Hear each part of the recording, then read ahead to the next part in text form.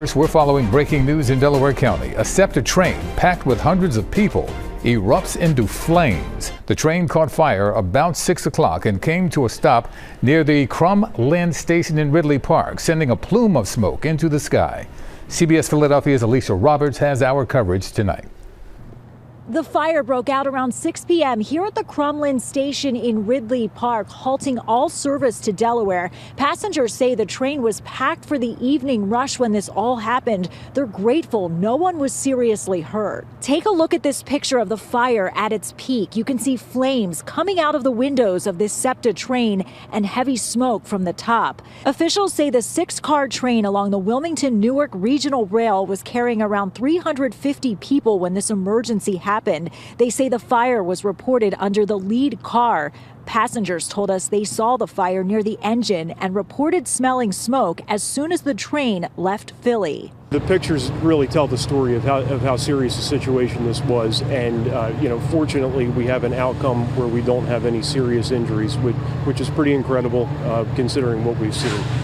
So our crew acted quickly. They're well trained. Their training kicked in. They did exactly what they were supposed to in terms of getting people off of the train safely. I was boarding the train, and before we got a little closer, it was smoking. I smelled burning smoke, and we eventually stopped right here. But the top of it was burning. Once again, despite all of this heavy fire and smoke, no serious injuries were reported. All passengers were transitioned onto SEPTA buses and taken to their final stops. Right now, the cause of this fire remains under investigation. Heart-stopping moments in Pennsylvania. An explosion at an industrial plant creating a massive inferno. That is freaking huge. In Sagertown, about a half hour from Erie, flames burst through the roof of Parker Lord Corporation. Oh. With a loud boom. Shook the whole back wall of the building. I thought it was ice falling off the roof. Bright orange flames seen here raging at the adhesives and coatings manufacturing facility. Major explosion. A massive plume of black smoke filling the sky. Emergency crews rushed to the scene. I have several injured firefighters out here. We need multiple EMS. 7 workers and 5 firefighters were injured, officials say, all non-life threatening. They'd been there for a few minutes fighting fire when there was an explosion. NBC News reached out to the facility's parent company, Parker, for comment, but did not hear back. Tonight, officials say a shelter-in-place order has lifted as they continue to monitor air quality. Priscilla Thompson, NBC News. Information as it is a now deadly plane crash, an accident in Scottsdale, Arizona. We're learning more information about this. These are some images coming in to our newsroom here on Live Now from Fox as a plane veered off the runway after landing at the Scottsdale airport on Monday afternoon, just about 2:40 in the afternoon. Scottsdale fire officials say 5 people were involved in the crash. 1 identified person was killed. 2 were taken to a trauma center. Another person in stable condition will be transported to a hospital later. And also another person still trapped inside the plane. The runway now closed for the indefinite future. Let's take you out to some of these updates from officials there in Arizona. As we are working this live, very active scene right now, our thoughts and prayers are going out to everybody in the aviation community that this affects. Today, at approximately 14:39, we had a mid-size business jet, upon arrival, collide with another mid-size business jet that was parked on private property. Our runway is currently closed and will remain closed for the foreseeable future. We'll have more information on that as it is available. For right now, I'm going to turn it over to our PIO of the fire department, Dave Folio, so that he can provide additional information about the emergency response. We do have PD, fire, and the FAA all currently on scene assessing the situation. First and foremost, on behalf of the city of Scottsdale and the Scottsdale Fire Department, our thoughts and prayers go out to everybody involved in this incident. My name is Captain Dave Folio. I'm a public information officer with the city of Scottsdale Fire Department. What I can tell you is we're at 14960 North 78th Way, Scottsdale Air Park. At 14:39, we received an Alert 3 at our aircraft station that's located here on the airport. At 1440, Foam 609 arrived on scene and basically gave the same report that you just heard, had the small jet into another jet off the runway. We have we requested additional alarms. When the Alert 3 went out, that basically gives us a first alarm assignment to the scene. We requested additional hazmat units just to do metering in the surrounding buildings attached or to the area of that location. They went in and got an all clear of the structures and metered the structures with 0 readings. I can tell you that we have 5 souls, 1 DOA, 2 immediates that have been transported to local trauma centers, 1 delayed stable to a local hospital, and this is a still active scene. We're still working on extricating 1 soul out of one of the airplanes. I'm not going to answer any questions while this is an active scene that's going to be under investigation. We're going to look forward to giving you an update on once the scene is not active, and probably around 6 o'clock. So we'll give you more details then. But that's all we have right now, and we're not going to answer any questions. So once again, our thoughts and prayers go out to everybody involved in this on behalf of the city of Scottsdale, the fire department, the police department, Glendale, and everybody else that's out here working this. We've got our automatic aid partners out here currently working this scene, and we're doing everything we can to extricate and save the 1 soul that's still on board. So thank you. Thank you. All right, you're just listening in there to officials on this breaking news event at the Scottsdale, a smaller airport in a suburb of Phoenix, Arizona. And to give you some update on what we just heard, there were 5 people involved in this crash, 1 person tragically losing their life, and also 1 person still remaining on board one of these airplanes. We do want to put up a live picture right now of this. There was a plane that landed and of course veered off the runway into another mid-size business jet. So we'll hopefully hear an update from officials in just about an hour on this. The runway closed at this point, but also some context as yesterday wrapped up the Waste Management Phoenix Open, which is just very adjacent to this small regional airport there in Scottsdale, Arizona. So lots of different people coming and going from this, a very busy part of town this weekend. All right, we're following this here on Live Now from Fox very closely. We'll bring you an update as soon as it happens in the coming hours. Could California get turned into one big solving? A campaign has been launched in Denmark to acquire the state. An online petition being called Denmarkification is seeking to raise $1 trillion for Denmark to purchase California. It asks all Danes to contribute a hefty equivalent of $18,000 each to make it happen. The campaign says if purchased, California would be instilled with Danish values and the name would be changed to New Denmark. It also promises to turn Disneyland into Hans Christian Andersen Land, complete with a Viking helmet wearing Mickey Mouse. Without saying so, the petition comes in response to President Trump's desire for the U.S. to acquire Greenland. There were reports there that Hamas was going to stop releasing Israeli hostages, and what was your reaction? I think it's terrible. Look, I looked at the hostages that came in, and they're emaciated. It looked like something out of the 1930s.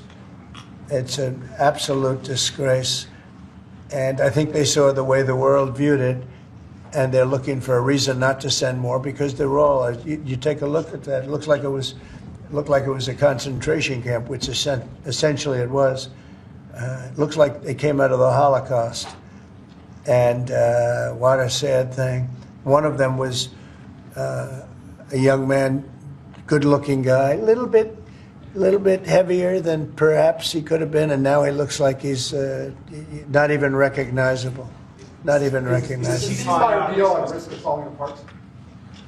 Look, I can tell you that those people have been badly hurt, both mentally and physically.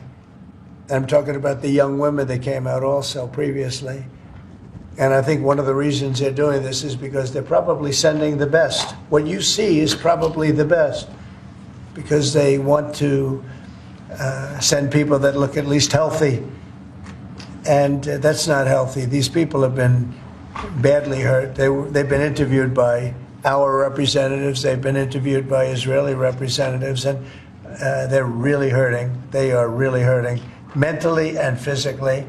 And I think Hamas is looking at that and saying, well, it's not going to get much better than that, because they probably send out their best as a representative, and they've got more to send out, and they probably feel that they can't do that because it's not going to make them look very good. Is the ceasefire over? Does it delay that, sir? Should the ceasefire then be off?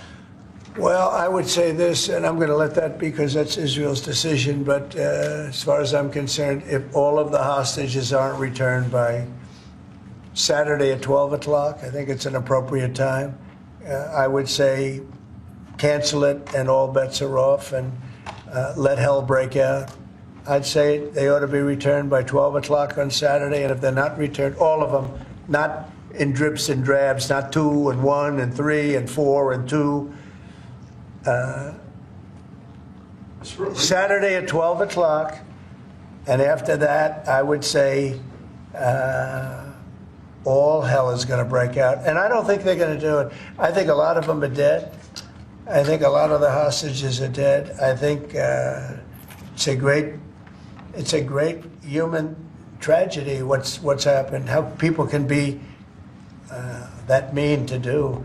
I mean, the one guy was laughing when a hostage, he thought his family was alive, found out the family was dead, and his captor, so to speak, started laughing because he thought it was so funny. You know, this is a different group of people. No, I would say Saturday at 12, we want them all back. I'm speaking for myself. Israel can override it, but from myself, Saturday at 12 o'clock, and if they're not here, all hell is going to break out. The U.S. president is reshaping global supply chains with the stroke of his pen. His latest targets are steel and aluminium. Trump says he will impose tariffs on all the steel and aluminium coming into the United States of America, including from Canada and Mexico, during his first term. Back then, he put a 25% tariff on steel imports and 10% on aluminium. So this looks like part of his old playbook. Last time around, he eventually made exceptions. He removed the tariffs from Canada, Mexico, and Brazil. So the play seems simple enough. If countries want duty-free exports to the U.S., they need to negotiate a new trade deal with President Donald Trump or wait until he's out of office. There's another example of him weaponizing tariffs to get a better deal. Trump is planning to announce reciprocal tariffs. He explained it simply enough. If anyone has tariffs on U.S. goods, they get slapped with counter tariffs. Even though it's simple, Trump's plan caused havoc. The Indian rupee opened at an all-time low against the US dollar. People are worried about what this means for India. As of now, it's all speculation. And there's also another thing to consider here. India's Prime Minister Narendra Modi is headed to the US this week. He's set to meet Donald Trump in person. So who knows? Perhaps there is a deal on the cards.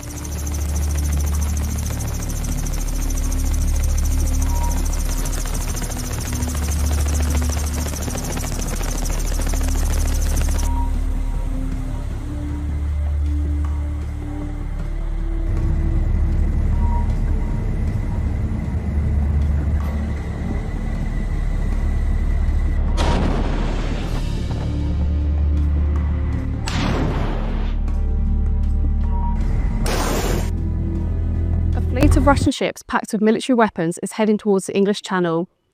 Vladimir Putin is bringing artillery and ammunition back to Russia after losing the use of 2 military bases in Syria following the fall of his ally Assad. The dictator's convoy of ships left Syria late last week and is now heading towards the Channel through the North Atlantic. As the fleet sailed through the Strait of Gibraltar on Sunday, it was escorted by the Royal Navy ship HMS Cutlass. Putin's convoy includes a mix of cargo ships and military tankers, which are packed with thousands of tons of weapons. The military equipment was collected from Tartus in Syria, where Russia had a naval base before the fall of Russian-backed Assad dynasty in December. It is one of 2 bases now closed off to Russia since the new Syrian government took hold. Putin was told he could keep them open if he handed Assad back. The Russian leader granted the former Syria leader political asylum in Russia after he made a cowardly escape from his palace just hours before it's captured by rebels.